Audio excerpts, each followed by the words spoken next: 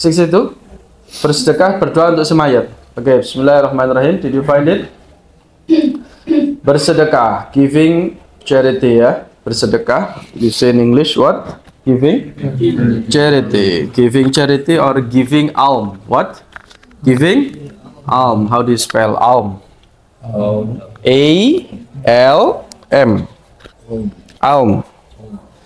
Bukan palem ya. Alm. Alm means sedekah. Or giving charity. It's same.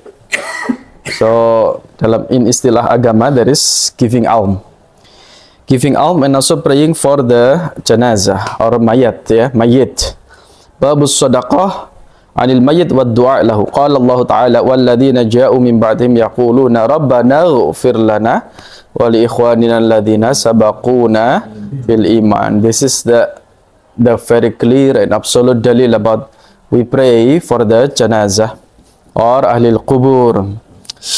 The first hadith, wa an Aisyah radhiyallahu anha anna rajulan qala lin nabi sallallahu alaihi wasallam, narrated from Aisyah radhiyallahu anha. But fairly there is a person said to Nabi sallallahu alaihi wasallam, inna ummi uqtutilat nafsuha wa uraha law takallamat tasaddaqat fa hal laha ajrun in tasaddaqtu anha. Qala na'am.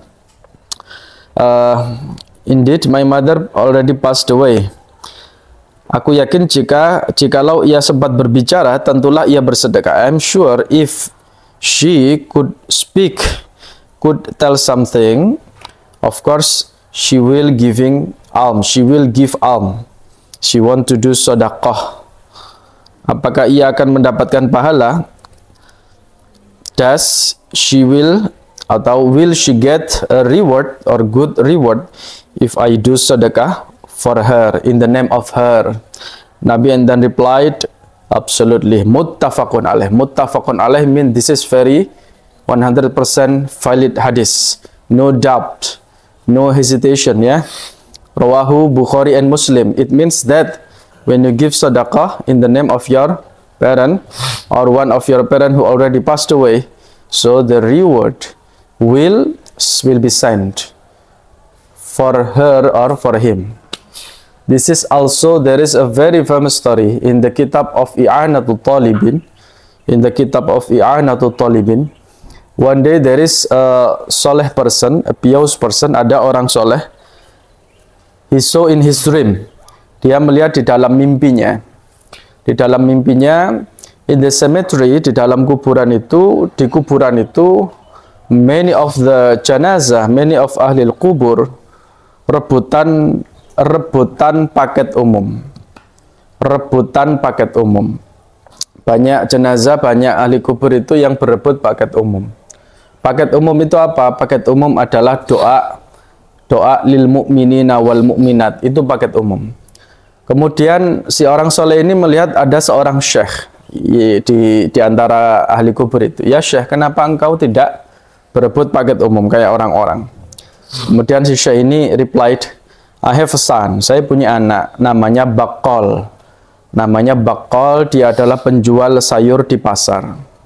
Anakku ini setiap malam Jumat dia mengirimkan doa, ya kalau sekarang tahlil Yasin, doa kepada saya setiap malam Jumat. Jadi saya tidak perlu berebut kayak orang-orang.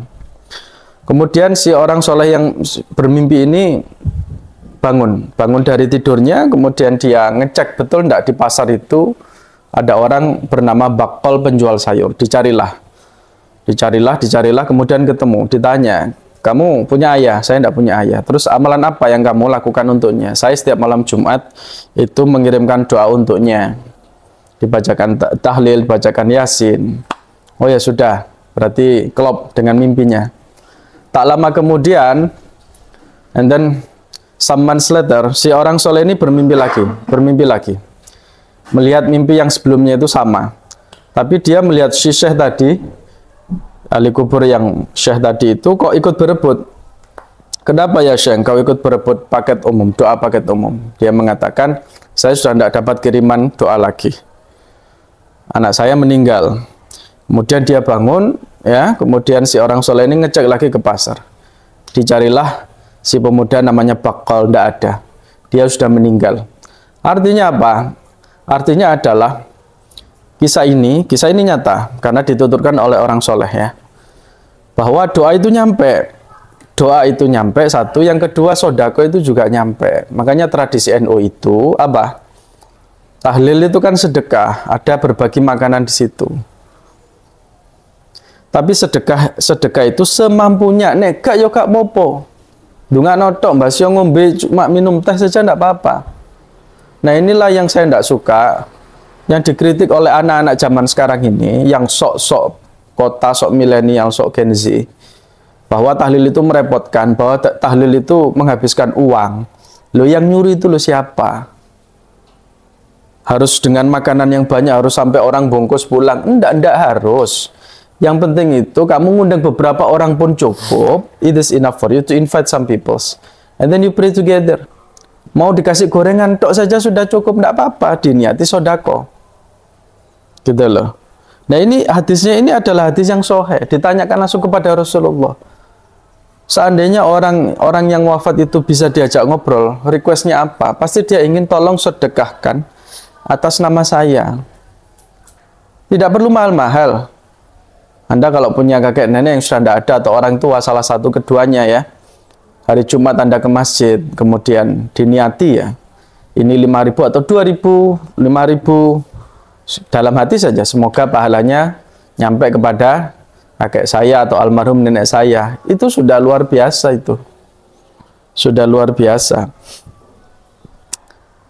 Jadi tradisi amaliyah Ahlussunnah wal Jamaah itu tidak sembarangan. Ulama-ulama dulu yang alim itu sudah tahu dalilnya, sudah mengkaji banyak kitab, kemudian dikompres, kemudian disajikan dalam bentuk yang praktis sehingga kita bisa menikmati.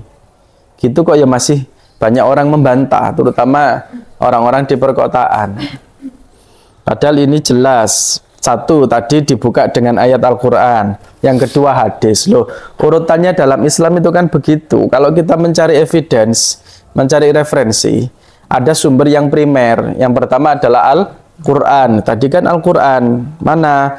Rabbana ufir lana wali ikhwanina alladina sabakuna bil iman. Ya Allah ampunilah bagi kami dan konco-konco kami, ikhwan-ikhwan kita, alladina sabakuna, yang telah mendahului kami dalam keimanan. Ya kan? Orang-orang yang sudah wafat kan alladina sabakuna bil iman. Iku Al-Quran siji. Yang kedua, hadis sahih, muttafaqun alaih. Hadis ini tidak ada pertentangan, tidak ada perdebatan, valid 100%. Yakni ada orang bertanya kepada Rasulullah, ibuku sudah wafat. Seandainya dia bisa berbicara, dia ingin bersedekah. Kalau saya sedekahkan, nyampe enggak? Kata Rasulullah, na'am. Jawabannya singkat, padat, na'am. Ya. Oke, sekarang hadis yang kedua. Wa Nabi Hurairah radhiyallahu anhu anna Rasulullah sallallahu alaihi wasallam qol. Saya tambah lagi keterangannya di dalam kitab I'anatul Talibin masih yang sama ya. Kondisi orang yang ada di alam kubur itu seperti orang yang kelelep di lautan yang luas, kelelep. Ghariqa fi amaqil bahri, drown in the deep of sea. Wong kelelep kaya apa sih? Gelagep-gelagep ya toh? Nah, ketika dikirimi doa, dia itu seolah-olah mendapatkan pertolongan. Itu keterangan lain. Kemudian wa Nabi Hurairah, idza matal insanu in qata'a anhu 'amaluhu illa min salasin, shadaqatin jariyatin aw ilmin yuntafa'u bihi aw waladin sholihin yad'u lahu, rawahu Muslim. Ini hadis masyhur, and then I'm sure every one of you already memorize this ya. Kalau ndak hafal ya mungkin setengah hafal ya. Ayo kita baca. Bismillahirrahmanirrahim. Idza matal insanu in qata'a anhu 'amaluhu illa min salasin, shadaqatin jariyatin aw ilmin yuntafa'u bihi aw waladin salihin yad'u lahu, rawahu Muslim. Bila anak Adam, if the human passed away. So all of his deeds cut off except three things. The first, sodako jariyah, sodako yang bisa dimanfaatkan terus menerus. Satu. Yang kedua, ilmu yang bermanfaat. Ilmu yang bermanfaat. Nanti akan saya jelaskan. Yang ketiga, atau anak soleh yang mendoakannya. Begini, alam itu macam-macam. Ada dulu namanya zaman azali. Zaman azali itu zaman sebelum diciptakannya segala sesuatu, belum ada apa-apa. Kemudian ada namanya alam rahim. Namanya apa? Alam rahim. Kita sudah lewat. Dulu kita berada di sebuah alam di perutnya ibu. Kemudian kita lahir. Nah, sekarang ini kita berada di fase di alam dunia. Alam apa namanya? Alam dunia. Ono alam dunia, kemudian ono alam gaib. Alam gaib. Alam dunia itu sekarang ini itu juga disebut dengan alam syahadah. Disebut apa? Alam syahadah. Karena bisa disaksikan. Tapi di satu sisi, di sisi lain ada namanya alam gaib. Kemudian nanti ketika seseorang itu meninggal, maka dia masuk alam lain, namanya alam kubur. Alam kubur ini juga disebut dengan alam barzakh. Disebut apa? Alam barzakh. Alam barzakh itu adalah pemisah antara dunia dan akhirat. Ada dimensi namanya alam barzakh atau disebut ya alam kubur. Di dalam Al-Quran disebutkan, dijelaskan, wa bainahuma barzakhul la yabghiyan fabi ayyi ala'i rabbikuma tukadziban.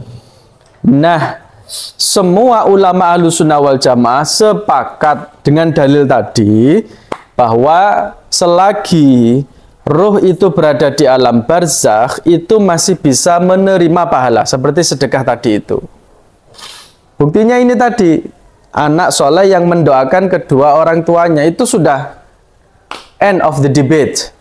Kalau ada orang-orang Wahabi yang tidak setuju bahwa doa itu tidak sampai, ini dalilnya sudah mengakhiri perdebatan itu. Termasuk sedekah tadi, kemudian ilmu yang dimanfaatkan. Nah, selagi dia di alam barzakh, dia mendapatkan kiriman pahala. Seperti ahli kubur yang saya ceritakan tadi. Yang tidak bisa itu nanti ketika terjadi yaumul qiyamah. Ketika yaumul qiyamah, semua dunia dan seisinya, bumi seisinya hancur. Itu sudah, itu namanya fase akhirat. Kalau di akhirat ya sudah. Ya kan podo-podo mati kabeh, hancur semua. Itu di dalam Al-Quran dikatakan, yauma la yanfa'u malun wala banun illa man atallaha biqalbin salim. Di hari di mana harta anak-anak sudah tidak bisa memberikan manfaat. Itu di alam akhirat nanti, ya, ini di alam ketika sudah terjadi kiamat. Jadi beda loh ya. Nanti kalau sudah dibangkitkan di padang mahsyar, tidak ada lagi yang ngirim pahala. Tapi kalau di alam barzakh atau disebut alam yang transit, itu masih bisa. Makanya banyak kisah itu, ruhnya orang soleh itu sebenarnya dia masih bisa membantu, menolong orang yang hidup. Dikasih petunjuk, dikasih isyarat dan sebagainya. Seperti mimpinya orang soleh tadi, mimpi itu bisa dijadikan dalil. Mimpi itu adalah juz'un minan nubuwah, 40 atau 41 cabang dari kenabian. Mimpinya orang soleh tapi. Ya, jadi itu bisa divalidasi. Mimpinya seperti orang soleh tadi. Seperti Imam Ghazali itu kan pernah mimpi, apa itu, ketemu dengan Nabi Musa. Terus ditunggoi sampai Kanjeng Nabi. Debat. Imam Ghazali ini kan umatnya Kanjeng Nabi Muhammad kan. Nabi Musa ini kan umatnya Bani Israel. Debat, singkat cerita bahwa Nabi Musa ini tidak terima ya. Maksudnya ya apa ya, memperdebatkan statement bahwa ulamanya umatnya Rasulullah itu selevel dengan nabinya Bani Israel. Ya, tidak percaya Nabi Musa. Kemudian Nabi Muhammad manggil Imam Ghazali, dihadapkan, ini loh salah satu umatku yang jadi ulama, namanya Imam Ghazali. Kemudian Imam Ghazali ditanya sama Nabi Musa, namamu siapa?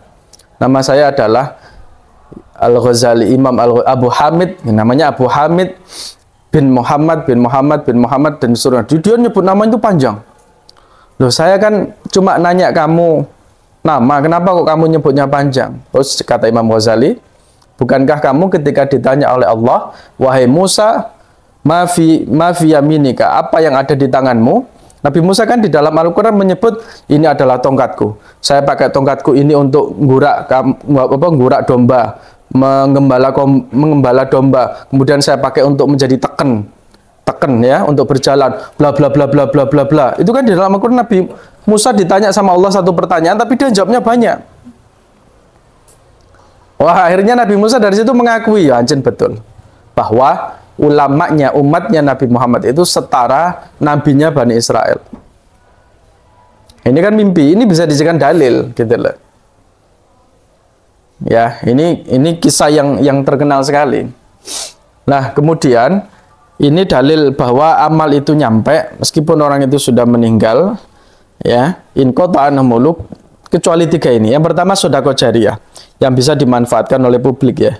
Kemudian ilmu yang bermanfaat. Nah, kita ini ada pada level ini. Kita ini yang paling real adalah seorang guru, seorang pendidik. You are as the teacher and educator, ya. Your knowledge will be benefited by the students, akan dimanfaatkan oleh anak-anak. Makanya para ulama dulu itu tahu, ulama itu tidak akan melepas anaknya ke TPQ sebelum diajarkan Fatihah oleh ayahnya sendiri, oleh beliau sendiri. Karena Fatihah ini nanti Bismillah dan Fatihah ini selamanya dipakai kan. Nah, selagi anak itu mengucapkan Bismillah Fatihah, maka rekeningnya akan masuk ke dalam pahalanya akan transfer ke rekeningnya orang alim ini, si ayahnya tadi itu. Barulah kemudian dia diajarkan dititipkan ke ustadz siapa, kiai siapa, ulama siapa, TPQ dan sebagainya. Pokoknya nek dasar basic iku kudu wong tuane. Ya. Jadi bahkan nanti ada seorang anak itu yang menuntut ayahnya, ibunya, karena dia tidak mendapatkan pelajaran agama, tidak diberikan akses. Nanti dia masuk neraka, dia akan protes kepada Allah. Dia akan ngajak orang tuanya. Orang tuanya kata mlebu surga gak sido, soalnya diseret. Dia ACC sama Gusti Allah. Kenapa? Karena dia nuntut dulu, saya tidak pernah diarahkan untuk ngaji agama, ngaji di TPQ, belajar di pesantren. Gitu.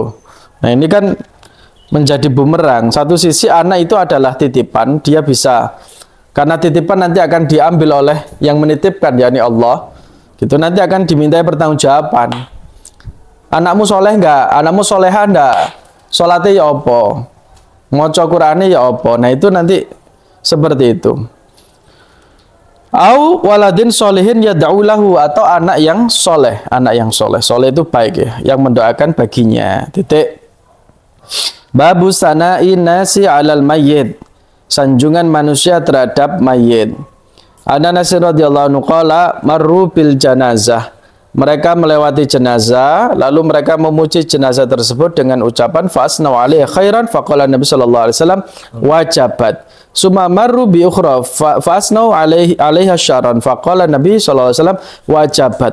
Faqala Umar bin Khattab radhiyallahu anhu ma wajabat? Qala hadza asnaitum alaihi khairan fa wajabat lahul jannah wa hadza asnaitum alaihi syarran fa wajabat lahun nar. Antum syuhadaullah fil ard. Ini luar biasa. Ada jenazah lewat, ya, kemudian ada orang melewati jenazah, lalu si orang-orang tadi memberikan testimoni, wong iku wong apik, jenazah iku wong apik. Terus Nabi menimpali, pasti.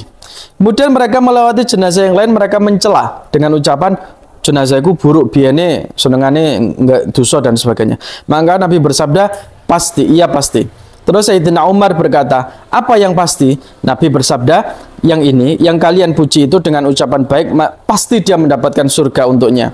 Dan yang kalian cela dengan ucapan buruk tadi, pasti neraka untuknya. Kalian adalah para saksi Allah di muka bumi. Jadi status mayit itu cukup dengan testimoni orang-orang yang hidup. Nanti nasibnya bagaimana? Ahli surga atau ahli nar? Nek zaman saiki iso didelok dengan status WA-nya orang yang mengomentari jenazah tadi. Innalillahi wa inna jenengan saestu tiyang sae, kata Nabi, wajabat. Karena ada testimoni dari orang yang hidup. Simpel kan? Iya kan?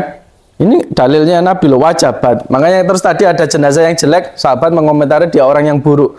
Nabi juga jawab wajabat. Wajabat apa? Wajabat kan artinya pasti. Pasti dia masuk ke neraka, kata Rasulullah.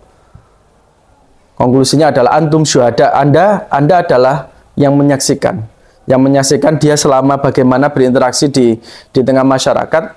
Kamu adalah wakil dari saksinya Allah di muka bumi ini. Ya sudah, itu sudah cukup sebenarnya. Makanya ada syair mengatakan waladatska ummuka adama waladatska ummuka ya bana adama bakian wan nasu haulaka yadhakuna sururan. Engkau, ini syair kesukaannya Gus Dur juga. Wahai anak Adam, engkau dilahirkan dalam keadaan nangis. Sedangkan orang-orang di sekitarmu itu tersenyum tertawa bahagia karena senang. Bayi lahir kan, bayi nangis terus senang. Maka ihris ala amalin. Kamu harus semangat, harus tamak, harus rakus, harus termotivasi untuk beramal baik. Kenapa? Karena kalau hidup beramal baik, sepanjang hayat ini kita menjadi orang yang baik, kata syair tadi adalah nanti ketika kamu di hari kamu mati, kamu meninggal dalam keadaan tersenyum, wannasu haulaka yabkun. Orang-orang di sekitar kamu itu menangisi kamu semuanya. Itu artinya kamu orang yang baik. Tapi kalau kebalikannya, nek wayahe dhek mati, wong-wong malah seneng dengan kematiannya, bongkoh dan sebagainya, disumpah serapahi, ya toh, berarti orang ini kan tidak baik. Tapi kalau ditangisi, banyak yang menangisi, banyak yang sedih merasa kehilangan, wis jelas iku wong apik. Saya termasuk 2009 itu yang menangi melihat pemakaman, prosesi pemakaman Gus Dur itu luar biasa. Baru kali itu saya melihat jutaan banyak orang yang menyemuti Jombang, kemudian Tebu Ireng sampai ke mana itu, Puskesren tahu kamu, masjid yang belakang itu, Masjid Tebu Ireng yang belakang itu. Waktu itu saya di Malang kan, di Malang masih kuliah, kemudian malam itu ada berita di TV itu Gus Dur meninggal, wafat, terus langsung subuhnya saya langsung sepedaan langsung menuju Tebu Ireng, pulang ya. Itu sudah penuh dengan orang-orang yang takziah. Tebu Ireng itu penuh di dalam pondok itu. Susah, gerbang itu yang begitu luas. Mau masuk, mau keluar itu susah. Sampai jebol itu gerbangnya. Banyak orang yang terdorong, saya melihat sendiri itu, banyak yang terdorong nyemplung nih sungai-sungai. Sandal-sandal itu kintir kabeh. Jalan aspal itu, jalan raya itu juga penuh. Luar biasa, dalam sekejap. Bahkan beritanya itu ada yang dari luar pulau itu langsung berangkat pakai pesawat malam itu juga. Bahkan ketika jenazah Gus Dur diantar malamnya dari Jakarta menuju Surabaya, sejak dari kota Surabaya, sejak jalan tol itu sampai ke Jombang, di pinggir jalan itu orang-orang itu sudah menyambut semua. Surabaya, Sidoarjo, Mojokerto, banyak orang itu menyambut di pinggir jalan, melepas Gus Dur. Ngenteni standby kabeh sampai di Jombang. Kemudian disolati di Masjid Ulul Albab. Masjidul Albab itu yang belakang itu, yang Puskesren itu, yang Jojlong Mudun itu. Saya ikut juga di situ. Penuh itu. Lantai bawah penuh, sing di disor lapangan penuh, di lantai atas juga penuh. Orang sudah sholat itu disuruh turun gantian. Itu mau keluar masuknya itu susah, itu masjid. Ketika petinya itu dimasukkan, masuk ke dalam masjid itu ya. Semuanya itu kan begini semua, melambaikan tangan. Refleks itu, refleks. Petinya Gus Dur kan dibalut dengan bendera merah putih. Karena mantan presiden kan, jadi harus protokoler. Nangis semua itu, nangis semua. Luar biasa itu. Dan itu tahu ndak Anda yang kloter sholatnya itu, gantian itu, belasan orang yang mensolati, belasan kloter orang yang mensolati, sampai siang itu. Bis macet semua. Udah habis pikir, kemudian kembalikan lagi, dimasukkan ke dalam pondok Tebu Ireng untuk dimakamkan. Dan yang takziah, yang sudah standby di dalam di area kuburan Tebu Ireng itu siapa? Lintas agama, pastor, ya, pendeta, biksu, gak wong Islam tok. Makanya Gus Dur kan wasiatnya adalah nanti tulis di batu nisan saya di sini telah berbaring pejuang kemanusiaan. Pejuang kemanusiaan, humanity. Bukan lagi identitasnya spesifik seorang muslim, kalau itu pasti, tapi beliau sudah global. Makanya di situ kan ada bahasa Arab, bahasa Inggris, kemudian bahasa Mandarin di nisannya Gus Dur itu. Haknya orang Tionghoa kan dikebiri waktu zamannya Pak Soeharto dulu, tahun 60-an, tahun 67 itu sudah dikebiri oleh Pak Harto. Orang-orang Cina itu kan di Indonesia itu kan kalau dasar Cina itu kan sangat menyakiti perasaan. Mereka nggak mau disebut Cina, tapi mereka disebutnya Tionghoa. Kalau mengatakan dasar Cina itu sebenarnya produknya zaman dulu untuk mengkerdilkan masyarakat Tionghoa. Akhirnya kan dicabut sama Gus Dur, boleh merayakan Imlek dan sebagainya. Ya, hak-hak orang yang minoritas, tertindas dan sebagainya itu luar biasa. Nah, itu kan kalau yang saya sebut tadi dalam syair tadi sudah cukup, itu sudah sangat cukup betapa banyak orang yang menangisi kepergian seseorang yang dianggap sangat baik. Bahkan sampai sekarang peziarah itu kan terus tidak pernah berhenti. Gus Dur itu. Guyonannya Gus Dur kan, Gus Dur itu sampai sekarang belum ditanyai malaikat. Guyonan. Karena orang-orang itu terus tunggu duduk neng kono maca donga, maca ngaji Yasin tahlil dan sebagainya. Itu guyonannya itu luar biasa. Makanya Gus Dur itu kan seneng ziarah itu karena kata Gus Dur itu, aku enak hubungan sampai wong mati ya. Soalnya tidak ada kepentingan. Makom-makom sing misterius, sing di pelosok-pelosok, di atas gunung, padahal itu wali, kemudian setelah dikunjungi Gus Dur menjadi rame dan sebagainya. Dan itu memang banyak betul itu Gus Dur itu. Itu luar biasa. Ya enggak heran sih, karena Gus Dur itu kan punya darah biru, keturunannya ulama besar. Ya. Anda tahu enggak, Gus Dur itu enggak pernah punya uang. Presiden loh, bayangkan. Itu anak-anaknya kan cerita, duh, sampai gemes dalam tanda petik, gregetan. Bapak ini presiden tapi kok mau apa-apa itu minta duit ke anaknya karena enggak punya apa-apa. Gus Dur itu kalau diundang seminar, kemudian ada bisyara, uang amplop, mudun metu teko gedung, ono uang sing gak mampu langsung tiketno. Istrinya itu Bu Sinta Nuria itu sering enggak dapat itu kalau nunggu di rumah itu. Paling disisakan cuma sedikit. Kiai itu kan ibaratnya kantong bolong filosofinya itu. Ini hanya lewat saja. Ayo, ada orang yang zuhud seperti itu. Tasawuf. Kayak Gus Dur. Gus Dur kan di KKND kan, atau di TV-TV kan Gus Dur, saya enggak punya uang, saya ini hanya seorang penulis. Dia kan mengatakan begitu. Gus Dur kan kolumnis. Dia nulis di Tempo, dia nulis di Kompas, di Jawa Pos. Mengandalkan dari situ, coba bayangkan. Padahal bisa saja Gus Dur main proyek, anak-anaknya dikasih proyek kayak sekarang ini, pejabat-pejabat, hidup mewah, mengajarkan kesederhanaan. Bahkan guyon Gus Dur, nek njaluk duit ning aku sih aku tak nandur kelopo bahasanya. Nanti kalau sudah panen baru bisa ada uangnya. Nah, itu kan luar biasa. Jadi tasawufnya Gus Dur itu luar biasa, politiknya Gus Dur luar biasa.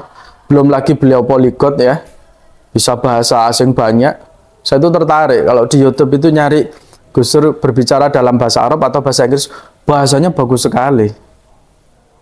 Bahasa Inggrisnya Gus Dur itu kayak native sekali.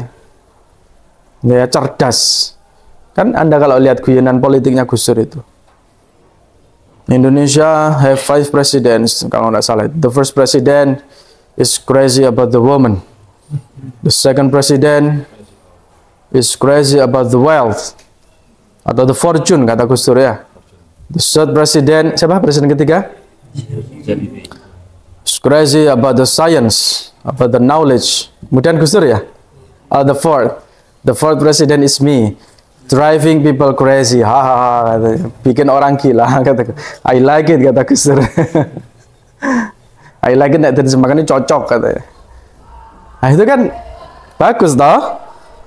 Dia pakai apa itu diksinya pakai drive. Kamu membuat saya gila. You drive me crazy, kan begitu. Tidak pakai you make me crazy, tapi you drive, pakai kata drive. Itu pintar. Kelihatan kok, orang pintar itu kelihatan dari pemilihan kata atau diksinya. Seperti itu. Ya. Jadi intinya adalah kita ambil satu contoh saja dari Gus Dur itu ya, bahwa kalau dia dipuji banyak orang, kata Rasulullah, berarti jenazah itu baik. Kalau kemudian sebaliknya, banyak orang yang maidu, banyak orang yang mensyukuri, dia ada yang survei dah. dia apa itu dia tidak baik, orang lega dengan kematiannya ya, kayak preman mungkin, orang-orang yang suka malak ya, wes ditembak mati polisi terus banyak orang yang alhamdulillah wis mati, wis kano sing parkir liar atau apalah istilahnya di kota-kota besar itu ya, preman-preman dan sebagainya itu. Nah itu jelas sudah cukup testimoni orang yang hidup itu ya di sisi Allah. Wallahu a'lam bishawab. Rabbi fanfa'na